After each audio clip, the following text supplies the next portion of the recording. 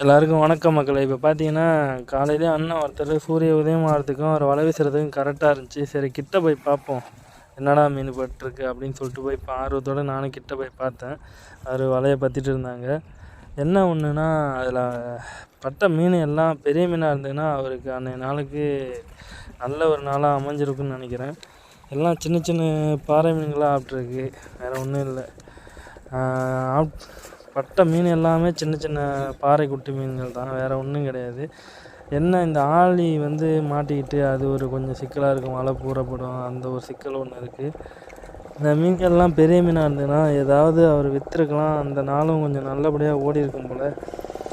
இந்த மீன்கள்லாம் வெறும் குழம்புக்கு தான் ஆக்கலாம். அதுலேயும் பாருங்கள் 3-4 மீனை அவர் போட்டுகிட்டே போயிட்டார். இது இன்னும் ரொம்ப சின்ன சின்ன மீனாக இருக்குது, இதில் என்னடா அஞ்சு என்ன பண்ணுறது அப்படின்னு சொல்லிட்டு.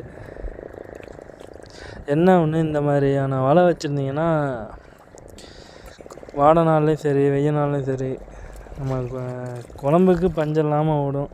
ஏதாவது மீனை பிடிச்சி ஏதாவது சமைச்சு சாப்பிட்றதுக்கு இந்த ஒரு வலை யூஸ் ஆகும்.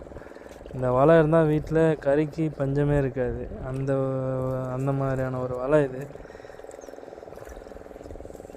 பாருங்களேன், பட்ட மீன் எல்லாமே பாறை மீன் தான், அதையும் சின்ன சின்ன பாறை மீன். இது தான் ஆப்பிடுது கொஞ்ச நாளாக இந்த ஆற்றுல.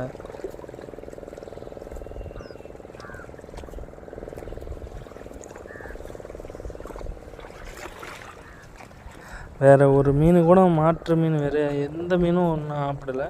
மாட்டினது எல்லாமே சின்ன சின்ன பாறை மீன். அதுதான் ஒரு ஆச்சரியமாக போச்சு. ஏதாவது கெண்டை ஏதாவது ஆப்பிட்ருக்கணும் பாருங்கள். அதுலேயே பாருங்கள் ஒரு 5-6 பொறுக்கிட்டே அப்படியே போட்டு போயிடுவார். ஏன்னு கேட்டால் அந்த மீனெல்லாம் ஆய முடியாது தம்பி அப்படின்னு சொல்லிட்டு போகிறாரு.